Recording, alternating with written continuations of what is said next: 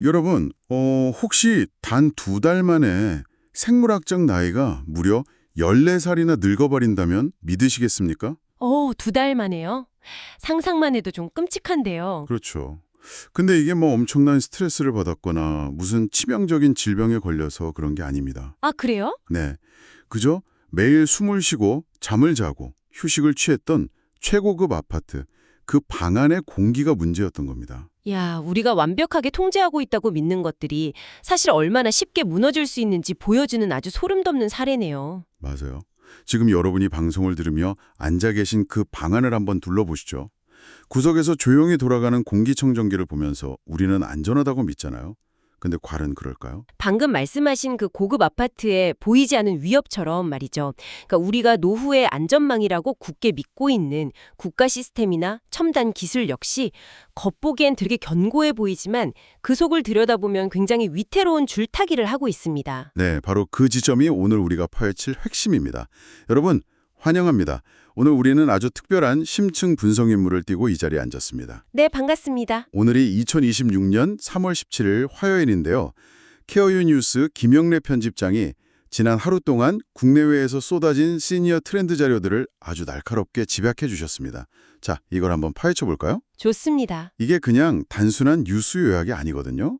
뻥 뚫려버린 국가정책의 빈틈부터 우리를 위로하다 못해 약간 섬뜩하게 만드는 첨단 AI, 네. 그리고 방금 말씀드린 우리 집안에 숨겨진 위협까지, 이 나이듦이라는 거대한 퍼즐 조각들을 오늘 다각도로 한번 연결해 보겠습니다. 오늘 다룰 이 소스들이 여러분과 무슨 상관이 있느냐고 물으신다면 대답은 아주 간단합니다. 네, 뭔가요? 이건 그저 신문 사회면에 나오는 뻔한 노인 문제가 아니거든요. 청취자 여러분 자신이 10년, 20년 뒤에 맞이할 뼈저린 미래이자 어쩌면 오늘 저녁 당장 여러분의 부모님이 마주하고 계신 현실입니다. 와닿네요. 그러니까 사회라는 이 거대한 안전망이 정확히 어떤 메커니즘으로 작동하고 또 어디서 고장나는지, 그리고 그 빈 공간을 자본과 기술이 어떻게 파고드는지 이해하는 건 이제 선택이 아니라 필수적인 생존 전략인 거죠. 생존 전략, 좋습니다. 그럼 가장 먼저 우리가 제일 굳게 믿고 매달리는 동아줄이죠. 국가 시스템이라는 안전망부터 점검을 해볼 텐데요. 최근 한국에서 아주 뜨거운 논의가 하나 진행 중입니다. 기초연금 이슈 말씀하시는 거죠? 네, 맞습니다. 바로 이재명 대통령이 제안한 기초연금 개편안인데요. 현재 우리나라 기초연금 제도가 부부가 함께 연금을 받을 경우에는 혼자 받는 독거노인하고 비교해서 20%를 깎아서 지급하고 있잖아요. 네, 이른바 부부 감액 제도죠. 그렇죠. 근데 이 대통령은 이 부분의 형평성을 지적하면서 감액을 폐지하고 저소득층 노인에게 기초연금을 더 집중적으로 지원하는 형태의 개편을 제안했습니다. 네, 사실 전달 차원에서 보자면 아주 중요한 이슈입니다. 근데 기사를 보니까 진짜 놀라운 게 이 20% 삭감을 피하려고 멀쩡한 부부가 서류상으로 위장 이혼까지 하는, 아유, 세상에. 네, 그런 웃지 못할 촌극이 벌어지고 있다고 하더라고요. 여기서 우리가 들여다봐야 할 진짜 구조적인 딜레마가 있습니다. 원래 부부가 함께 살면 생활비가 절약된다는 경제적 규모의 논리로 만들어진 게 이 20% 감액 조항이거든요. 네, 의도는 그랬겠죠. 근데 막상 현실에서는 부부가 끝까지 함께 해로하는 것을 국가가 재정적으로 페널티를 주는 모순이 발생해 버린 겁니다. 하지만 이걸 단번에 고치기가 참 어려운 이유가 있어요. 예산 때문인가요? 그렇죠. 국회 연금개혁특별위원회라던가 당정의 논의 과정을 보면 이게 단순히 기초연금 예산 조금 떼어서 저기로 옮기는 수준의 문제가 아니에요. 퇴직연금, 국민연금 등 국가의 다층적 연금 체계 전체와 맞물려 돌아가는 거대한 톱니바퀴거든요. 전체 시스템이 다 연결되어 있군요. 네. 게다가 막대한 추가 재정이 소요되는 사안이다 보니까 다가오는 6.3 지방선거와 같은 복잡한 정치적, 사회적 타임라인 속에서 논의의 속도나 방향을 조절할 수밖에 없는 현실적인 한계가 분명히 존재합니다. 복지라는 당위성하고 국가 재정이라는 현실 사이의 팽팽한 줄다리기네요. 제도가 의도는 좋았을지 몰라도 현실과 엇박자를 내는 건데, 만약에 이 줄다리기에서 국가 재정 쪽이 완전히 무너져 내리면 어떻게 될까요? 끔찍한 일이 벌어지겠죠. 네, 그 비극을 스페인의 충격적인 통계가 경고등을 켜고 있습니다. 여러분, 스페인에는 공공 돌봄 서비스인 의존법이라는 제도가 있는데요. 네. 이 혜택을 받으려고 대기하다가 사망한 노인이 세상에 2025년 한 해에만 무려 32,704명에 달한다고 합니다. 아, 3만 명이 넘는다고요? 네. 계산해 보면 16분마다 한 명꼴로 국가의 도움을 기다리다가 차가운 방에서 세상을 떠난 겁니다. 진짜 참담하네요. 근데 이 수치의 이면을 뜯어보면 더 심각합니다. 스페인 돌봄 시스템이 붕괴한 근본적인 원인은 분권화의 실패에 있거든요. 분권화요? 그게 구체적으로 어떤... 스페인은 중앙정부가 꽉 쥐고 통제하는 게 아니라 17개 자치지방으로 운영이 다 쪼개져 있어요. 그러다 보니까 각 지방정부의 예산이나 행정력에 따라서 서비스 질이 천차만별이 되는 거죠. 아, 사는 지역에 따라서 차이가 나는군요. 네, 실제로 평균 대기 기간을 보면 카스티아 이 레온 지방은 113일인데 반해 무르시아 지방은 무려 559일입니다. 세상에, 같은 나라 국민인데 무르시아에 산다는 이유만으로 1년 6개월을 더 기다려야 한다고요? 와, 스페인의 돌봄 시스템은 거주지가 곧 생사를 가르는 잔인한 복권이 되어버렸네요. 맞습니다. 운 좋게 행정력 좋은 동네에 살면 살고 아니면 죽는 거잖아요. 근데 더 큰 문제는 그 잔인한 복권의 판돈마저 턱없이 부족하다는 겁니다. 스페인의 돌봄 예산은 GDP의 0.8% 수준이거든요. 유럽연합 평균의 딱 절반에 불과해요. 예산 자체가 너무 적네요. 네, 돈이 없으니까 전문 요양시설이나 인력을 확충할 수가 없죠. 그럼 결국 어떻게 되느냐? 가족이 집에서 돌보면 아주 적은 금액의 가족간병수당을 쥐어주는 식으로 제도가 변질된 겁니다. 아, 그냥 돈 조금 주고 가족한테. 네, 싼 값의 돌봄 책임을 전부 가족에게 떠넘기는 시스템으로 전락해버린 거죠. 제가 기사를 읽으면서 진짜 등골이 서늘했던 이유가 바로 그 대목이었습니다. 예산 부족으로 전문 인력을 못 구해서 가족 간병에 의존한다. 이거 진짜 남의 나라 이야기 같지가 않거든요. 그렇죠. 우리나라도 장기요양보험 재정 지출이 가파르게 치솟고 있고 요양보호사 구하기는 정말 하늘의 별 따기가 된 지 오래잖아요. 뼈아픈 현실이죠. 한국과 스페인은 안타깝게도 그 붕괴의 전조 증상을 아주 강하게 공유하고 있습니다. 물론 한국은 국민건강보험공단이 제도를 중앙에서 일원화해서 관리하니까 스페인처럼 극단적인 지역별 격차는 덜한 편이긴 합니다만 네, 그래도 다행이긴 하네요. 게다가 당장 다가오는 2026년 3월 27일에 의료랑 요양, 복지를 하나로 연계하는 통합돌봄 서비스법이 전면 시행되잖아요. 아, 맞아요. 이번 달 말이네요. 네, 분절된 서비스를 합쳐서 효율을 높이겠다는 아주 선제적인 방어책이죠. 하지만 이 훌륭한 법안에도 치명적인 구멍이 하나 있습니다. 구멍이요? 어떤 거죠? 이 통합돌봄 서비스에 배정된 2026년 예산이 실제 현장에서 필요하다고 추정되는 금액의 고작 25% 수준에 불과합니다. 25%요? 턱없이 부족한데요. 예산이라는 피가 돌지 않는 법안은 결국 종이 쪼가리에 불과하거든요. 한국 역시 스페인의 비극을 무조건 피해갈 것이라고 함부로 장담할 수 없는 아주 아슬아슬한 상황인 겁니다. 와, 한국은행 전망을 보니까 2042년에 우리나라 돌봄 인력이 무려 155만 명이나 부족할 거라고 하더라고요. 돈도 없고 사람도 없는 진짜 물리적인 한계점이 오고 있는 겁니다. 네. 그렇다면 질문을 한번 던져보죠. 국가가 못하고 사람이 없다면 그 거대한 돌봄의 진공 상태를 과연 누가 채우게 될까요? 자본주의는 절대 그 공백을 가만두지 않죠. 맞습니다. 여기서 우리가 다룰 두 번째 핵심 축, 바로 에이지테크로 불리는 기술과 AI의 등장입니다. 청취자 여러분, 혹시 80대 이금녀 할머니의 일상을 완전히 바꿔놓은 로봇 인형 효돌 사연 들어보셨나요? 아, 그 유명한 효돌이요. 네, 아침이면 일어날 시간이에요 할머니 하고 엄청 귀여운 소녀 목소리로 깨워줍니다. 약 먹을 시간도 귀신같이 챙겨주고요. 할머니가 머리를 쓰다듬으면 기분이 좋다면서 애교를 막 부리죠. 네. 이금녀 할머니는 이 플라스틱 로봇을 장가간 아들 셋보다 낫다면서 거의 막내딸처럼 품고 사십니다. 근데 여기서 효돌이가 그저 말 안의 장난감이라고 생각하시면 진짜 큰 오산입니다. 아, 단순한 인형이 아닌가요? 그럼요. 여기서 우리가 주목해야 할 메커니즘은 이 AI가 노인들의 감정적인 가족인 동시에 24시간 생체 데이터를 수집하는 감시자이자 비서로 진화했다는 겁니다. 감시자요? 네. 어르신이 쓰다듬는 패턴, 대화의 빈도 이런 걸 알고리즘이 분석해서 치매나 우울증의 징후를 조기에 딱 포착하는 거죠. 와, 데이터 수집까지. 게다가 생전의 최전선에서는 더 직접적인 개입이 일어납니다. 한국전력에서 도입한 AI 고독사 예방 서비스가 딱 그 예인데요. 집안에 CCTV를 달 필요도 없어요. 아, 전력 사용량으로 보는 건가요? 맞습니다. 매일 아침 전기를 켜고 수돗물을 틀던 그 패턴의 데이터가 갑자기 멈춰버리면 AI가 이걸 이상 징후로 판단해서 즉각 구조대를 보냅니다. 이런 방식으로 쓰러져 있던 58세 남성을 비롯해서 벌써 15명의 목숨을 구했습니다. 진짜 대단하네요. 저는 이동권 문제에서도 기술의 역할이 눈부시더라고요.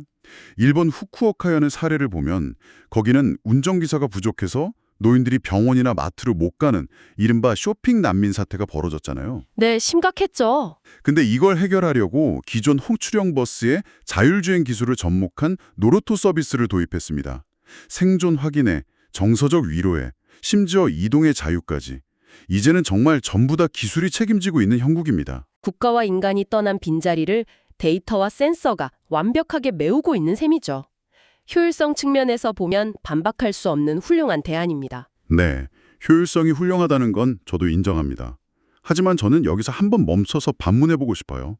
숭실대학교 허준수 교수가 아주 날카로운 지적을 했거든요. 어떤 지적이죠? 경증 치매나 인지기능이 떨어진 어르신들이 이 AI 로봇을 진짜 사람 혹은 진짜 가족으로 의인화해서 착각하기 시작하면 어떻게 될까요? 의존도가 높아지겠죠? 그렇죠. 결국 밖으로 나가서 동네 사람들과 부딪히고 맺어야 할 진짜 사회적 유대감은 오히려 이 로봇 때문에 영원히 단절되는 거 아닐까요? 제 생각에 기술은 노인들이 걷기 편하게 도와주는 보조도구, 즉 디지털 지팡이 정도의 역할에 머물러야지 인간관계를 완전히 대체하는 플라스틱 감옥이 되어서는 안 될 것 같거든요. 아, 그 철학적인 우려 충분히 공감합니다. 인간성 상실에 대한 근본적인 두려움이잖아요. 네, 맞습니다. 하지만 반대로 한번 생각해 볼까요? 디지털 지팡이 역할에 머물러야 한다고 하기엔 지금 누군가에게는 짚고 일어설 지팡이조차 없는 게 현실입니다. 가족도 없고 찾아올 요양보호사도 단 한 명도 없는 완벽한 고립의 상태. 그 텅 빈 방에 놓인 로봇은 인간의 대체제가 아닙니다. 치명적인 고독과 죽음의 대체제죠. 듣고 보니 그렇네요. 로봇 때문에 사회적 단절이 일어나는 게 아니라 이미 완벽하게 단절된 사람들에게 로봇만이 유일하게 남은 생명줄이라는 이 데이터의 현실, 이걸 절대 외면해선 안 됩니다. 와, 인간의 자리를 뺏는 게 아니라 인간이 버리고 간 자리를 지키고 있을 뿐이라는 말씀이군요. 관점을 완전히 뒤집어 보게 되네요. 네, 그렇죠. 우리의 통제를 벗어날 때의 공포 역시 이번 기사에서 경고를 하고 있습니다. 중국 마카오 도심 한복판에서 벌어진 사건이었죠. 아, 그 로봇 사건이요? 네, 70대 할머니 뒤로 130cm 크기의 휴머노이드 로봇이 바짝 다가와서 위협을 가했습니다. 할머니가 너무 놀라가지고 미친 거 아니냐, 왜 이러느냐고 막 화를 내셨대요. 네. 그랬더니 이 로봇이 갑자기 양팔을 휙 치켜들면서 되게 공격적인 제스처를 취했다는 거예요. 그게 유니트리 G1이라는 모델하고 유사한 휴머노이드로 추정되는데 사실 이 사건이 시사하는 바가 되게 큽니다. 어떤 점에서요? 뭐 직접적인 물리적 상해가 있었던 건 아니지만 스스로 판단하고 움직이는 예측 불가능한 기계 덩어리하고 일상을 공유해야 한다는 것 자체가 고령층에게는 전혀 새로운 형태의 인지적 스트레스거든요. 진짜 무서울 것 같아요. 그렇죠. 내 마음을 알아주는 따뜻한 인형인 줄 알았는데 어느 순간 에러가 나면 나를 위협할 수 있는 물리적 강자가 될 수 있다는 그 섬뜩한 이면. 이게 바로 기술에 내 삶을 온전히 의탁할 수 없는 결정적인 이유 중 하나입니다. 맞습니다. 바로 그겁니다. 믿었던 국가의 복지 예산은 바닥을 드러내고 있고 내 외로움을 달래주는 AI 로봇은 언제 갑자기 오작동을 일으켜서 나를 위협할지 모릅니다. 네. 그렇다면 이 불확실성의 시대에 우리 시니어들은 도대체 어떻게 해야 할까요? 그냥 방구석에 앉아서 시스템이나 기계가 나를 구원해주기만 기다려야 할까요? 절대 아니죠. 여기서 오늘 우리가 살펴볼 세 번째 흐름이 등장합니다. 기계나 제도의 객체로 남는 것을 거부하고 스스로 자신의 삶과 공간을 통제하려는 적극적인 노화 트렌드입니다. 수동적인 돌공을 대선에서 삶의 주체로 포지션을 완전히 바꾸는 움직임이잖아요. 그 첫 번째 증거가 바로 진화하는 일자리입니다. 맞아요. 예전에는 노인 일자리 하면 을에 형광조끼 입고 거리 청소하시거나 횡단보도에서 깃발 드는 모습을 떠올렸잖아요. 네, 보통 그랬죠. 근데 지금은 차원이 다릅니다. 제주도의 스마트팜 우용뜨락 사례를 보면 어르신들이 직접 태블릿 켜고 디지털 농업 기술 다루면서 환경을 제어하시더라고요. 상추나 허브 재배에서 식당에 납품도 하고 판매 수익까지 창출하십니다. 대단하시네요. 단순한 시간 때우기가 아니라 진짜 생산의 주역이 되신 거죠. 이 밖에도 공항에서 외국인 관광객을 엄청 유창하게 안내하는 시니어 서포트지나 스마트폰 사용이 서툰 다른 어르신들의 앱 사용을 돕는 디지털 헬스케어 매니저 같은 전문적인 일자리들이 폭발적으로 성장하고 있습니다. 이건 아주 긍정적인 신호입니다. 스스로 경제적 가치를 창출하고 사회적 소속감을 느끼는 건 뇌 건강이나 신체 활력을 유지하는 가장 강력한 백신이니까요. 네. 하지만 이런 스마트팜에서 일하고 누군가를 가르치는 역동적인 삶도 내 몸의 가장 기초적인 생물학적 기계장치들이 고장나면 하루아침에 무너집니다. 생물학적 기계장치요? 우리는 보통 암이나 치매 같은 거대한 질병만 되게 두려워하잖아요. 근데 실제 시니어들의 일상과 존엄을 무너뜨리는 건 아주 은밀하고 일상적인 질환들이거든요. 예를 들면 노인성 변비나 삼킴 장애 같은 것들입니다. 아, 맞아요. 저도 그 소스 자료 보면서 놀랬던 게 어르신들 변비약 함부로 드시면 진짜 큰일 난다는 내용이었어요. 단순히 소화가 안 되는 수준의 문제가 아니더라고요. 네, 그 메커니즘을 정확히 이해하셔야 합니다. 고령 환자들은 기본적으로 혈압약이나 당뇨약 등 여러 만성질환 약을 한꺼번에 드시는 다약제 복용 상태인 경우가 대다수예요. 약을 워낙 많이 드시니까요. 네. 근데 시중에서 쉽게 구하는 자극성 변비약들은 장을 억지로 수축시키거나 수분을 확 끌어들이는데 이게 기존에 드시던 약물들하고 충돌하면 치명적인 심혈관 부작용이나 전해질 불균형을 일으킬 수 있습니다. 헉, 변비약 하나 잘못 먹었다가 심혈관에 문제가 생길 수 있다고요? 네. 그래서 장의 운동신경 자체를 부드럽게 활성화시키는 프로칼로프라이드 성분 같은 약제들이 안전한 1차 치료제로 권고되는 거죠. 아, 그런 약이 따로 있군요. 근데 여기서도 제도의 격이 존재합니다. 급여 기준이 너무 까다로워서 정작 이 안전한 약이 꼭 필요한 다약제 복용 노인들이 비용 부담 때문에 처방을 받지 못하는 역설적인 상황이 벌어지고 있어요. 약이 있는데도 돈 때문에 못 먹는다니 참 답답하네요. 밥을 삼키는 문제도 심각하더라고요. 전문 용어로 연하곤란이라고 하죠. 네, 맞습니다. 원광대 연구를 보니까 지역사회에 거주하는 노인의 무려 40.7%가 밥이나 물을 삼키는데 주관적인 어려움을 겪고 있다고 합니다. 이 삼킴장애는 단순히 식사가 좀 불편해지는 데서 끝나지 않습니다. 음식물이 식도가 아니라 기도로 잘못 넘어가면 노인 사망률의 주요 원인인 흡인성 폐렴으로 바로 직결되거든요. 아, 폐렴으로요? 네. 근데 여기서 진짜 흥미로운 건 이 삼킴 장애는 단순히 신체의 노화 때문만이 아니라는 겁니다. 여성, 저학력, 비수도권 거주 같은 사회 경제적 요인하고도 아주 밀접하게 연결되어 있다는 데이터가 있어요. 사회 경제적 요인이요?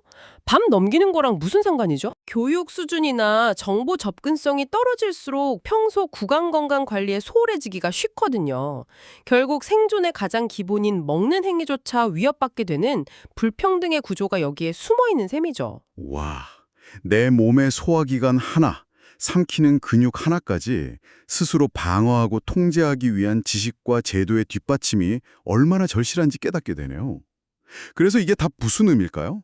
글쎄요. 이 모든 건강과 생존에 대한 불안감이 막 겹겹이 쌓이니까 결국 사람들은 아주 극단적인 해결책을 찾기 시작했습니다. 오늘 제가 읽은 자료들 중에서 제일 충격적이고 거의 영화가 떴던 파이낸셜 타임스의 보도가 그 정점을 보여주는데요. 아, 그 공간 통제 이야기군요. 네. 이제 사람들은 내 몸의 질병을 약으로 고치는 걸 넘어서 내가 24시간 먹고 자고 숨 쉬는 공간 그 자체를 완벽한 무균실로 통제하려고 합니다. 악한 것은 보지도, 듣지도, 숨 쉬지도 마라. 이 슬로건 진짜 SF 영화 같지 않나요? 네, 이른바 웰빙 부동산의 등장입니다. 이게 이미 글로벌 시장 규모가 1조 달러, 우리 돈으로 약 1,460조 원을 돌파하면서 거대한 산업으로 폭발하고 있거든요. 1460조 원이요? 엄청나네요. 이 트렌드에 불을 지핀 프라이빗 멤버십 클럽 공동 설립자 루이 블레이크의 일화가 아주 흥미롭습니다. 이 사람이 두바이에 있는 최고급 임대주택으로 이사를 갔는데 불과 2달 만에 검사를 해보니까 자신의 생물학적 나이가 26세에서 40세로 무려 14살이나 폭증을 해버린 겁니다. 아니, 2달 만에 14살이 늙었다고요? 그 최고급 아파트에서 방사능이라도 나온답니까? 대체 원인은 뭐였죠? 범인의 바로 집안의 곰팡이 독소, 즉 마이코톡신이었습니다. 눈에 보이지 않는 미세한 곰팡이 포자들이 에어컨 덕트를 타고 집안 전지를 순환하면서 호흡기로 들어간 거죠. 그게 뇌혈관 장벽을 뚫고 들어가서 전신에 극심한 세포 염증과 노화를 유발한 겁니다. 세상에. 최고급 대리석이랑 샹들리에로 치장된 집이 사실은 서서히 거주자의 생명을 갉아먹는 독가스실이었던 셈이죠. 정말 소름 돋네요. 밖에서 아무리 유기농 채소 넣고 헬스장에서 땀 흘려봤자 정작 내가 잠드는 집이 나를 공격하고 있으면 아무 소용이 없는 거잖아요. 그렇죠. 그래서 돈 많은 부호들은 이 문제를 어떻게 해결하고 있습니까? 집을 아예 밀폐된 우주선처럼 개조라도 하는 건가요? 진짜 우주선이라는 말이 과언이 아닙니다. 인체가 인식하는 모든 환경 변수를 철저하게 통제하기 시작했거든요. 빛부터 한번 볼까요? 네, 빛이요. 일반적인 형광등의 미세한 깜빡임이나 블루라이트는 뇌의 생체 시계를 교란합니다. 그래서 아침에는 코르티솔 분비를 돕는 푸른빛, 저녁에는 멜라토닌 분비를 유도하는 붉은빛으로 자동 조절되는 인간 중심 조명 시스템을 수천만 원을 들여서 설치하죠. 조명에만 수천만 원이요? 와. 네, 그리고 곰팡이의 온상이 되는 천장 에어컨 덕트 시스템은 아예 없애버리고 특수 공기 정화 설계를 도입합니다. 게다가 마시는 물조차도 일반 정수기를 넘어 역삼투압으로 모든 불순물을 제로로 만든 다음에 인체에 유익한 특정 미네랄만 정밀하게 다시 주입하는 장치를 사용해요. 미네랄을 다시 넣는다고요? 네, 그러니까 집이 단순한 거주 공간이 아니라 생물학적 노화를 강제로 늦추고 생명 연장을 실현하는 완벽한 요새로 진화한 겁니다. 수천만 원짜리 조명에 에어컨 덕트를 다 뜯어 고치는 설계라니 우리 청취자 여러분이 당장 내일 살고 있는 아파트를 부수고 다시 지을 수는 없잖아요. 당연하죠. 현실적으로 불가능합니다. 1460조 원짜리 시장의 원리를 우리 같은 평범한 사람들의 일상에 적용할 수 있는 가성비 좋고 현실적인 방법은 없을까요? 아주 훌륭한 질문입니다. 기술의 화려함에 압도될 필요가 전혀 없습니다. 그들이 수천만 원을 들여서 구현하려는 원리를 우리 일상의 습관으로 번역하기만 하면 되거든요. 오, 습관으로요? 비싼 인간 중심 조명 없어도 괜찮습니다. 아침에 일어나자마자 창문을 열고 베란다로 나가서 15분간 진짜 햇빛을 온몸으로 받으세요. 그것만으로도 멜라토닌 시스템이 리셋되고 생체 시계가 정상화됩니다. 아, 햇빛을 직접 쬐면 되는군요. 그렇죠. 곰팡이 독소가 두렵다면 수백만 원짜리 정화 시스템 대신에 매일 아침 저녁으로 막바람이 치도록 10분씩 환기를 하고 실내 습도를 곰팡이가 번식하지 못하는 40에서 60%로 철저히 유지하는 습관을 들이면 됩니다. 환기랑 습도 조절 메모해야겠네요. 물 역시 값비싼 역삼투압 장비가 없더라도 아침에 일어나서 수도꼭지를 틀고 간밤에 고여있던 찬물을 1분 정도 흘려보내세요. 그리고 주기적으로 정수기 필터만 제대로 교체해도 중금속의 위험을 획기적으로 낮출 수 있습니다. 아, 천물을 버리는 게 중요하군요. 네, 핵심은 환경을 내버려 두지 않고 내 의지대로 통제하려는 적극적인 태도 그 자체입니다. 와, 오늘 정말 술 맛보고 몰라온 여정이었습니다. 무너져 내리는 스페인의 돌봄 시스템을 보면서 위기감을 느꼈다가 쓰러진 사람을 구해내는 AI 데이터 기술에 위로를 받았지만 동시에 오작동하는 기계의 섬뜩함에 뒷걸음질치기도겠죠. 네, 롤러코스터 같았죠. 그리고 결국 이 불확실성의 바다에서 살아남기 위해 스마트팜에서 땀 흘려 가치를 생산하고 집안의 빛의 각도랑 습도 하나까지 깐깐하게 통제하면서 생물학적 나이를 방어하려는 웰빙 부동산 트렌드까지 진짜 현대 시니어들의 치열한 생존 투쟁을 들여다본 기분입니다. 오늘 우리가 나눈 이 방대한 이야기들을 관통하는 단 하나의 지혜를 고전에서 빌려오고 싶습니다. 오늘 기사 소스에도 등장한 책은남의 한 구절인데요. 어떤 구절인가요? 배부른 뒤에 이어서 먹고 싶어하는 탐욕과 졸음 끝에 이어지는 게으름의 그릇됨을 안다면 어찌 뜻밖의 재난이나 실수가 엿보는 일이 없겠습니까? 아, 배가 부른데도 계속 먹으려 하고 푹 잤는데도 더 누워있으려 하는 그 치명적인 관성. 그렇습니다. 국가제도가 언젠간 나를 알아서 책임져 줄 것이라는 안일함. 첨단 AI가 내 모든 외로움과 위험을 완벽하게 방어해 줄 것이라는 맹신. 그리고 내가 매일 숨쉬는 이 안락한 집안은 당연히 안전할 것이라는 무관심. 이 모든 것이 책임감에서 경계하는 편안함 속의 나태입니다. 편안함 속의 나태. 상황이 평온해 보일 때일수록 낡은 제도의 구멍을 의심하고 기술의 이면을 경계하며 내 일상의 환경을 주도적으로 통제하는 깨어있는 정신. 그것이야말로 100세 시대를 살아남기 위한 가장 강력한 백신이 될 것입니다. 평온함 속에서 의심하고 깨어있으라. 정말 뇌리에 깊게 박히는 통찰입니다. 자, 청취자 여러분. 오늘 우리는 질병과 노화에 맞서기 위해 환경의 1부터 100까지를 완벽하게 통제하려는 현대인들의 거대한 욕망을 들여다보았습니다. 네. AI 로봇 인형이 내 감정을 수치화해서 관리해주고 먼지 하나, 소음 하나, 빛의 깜빡임 하나까지 완벽하게 계산된 무균실 같은 요새에서 생물학적 나이를 10년씩 뒤로 돌리며 살아가는 삶. 분명 매혹적이죠. 하지만 오늘 심층 분석을 마치며 여러분께 이런 도발적인 질문을 하나 던져보고 싶습니다. 네. 질병의 위험, 환경의 오염, 나아가 인간관계에서 필연적으로 발생하는 그 불편한 마찰과 감정 소모까지 모두 시스템과 로봇으로 깔끔하게 차단해버린 그 완벽하게 안전하고 무균 처리된 삶이 과연 우리를 진정으로 행복하고 살아있게 만들까요?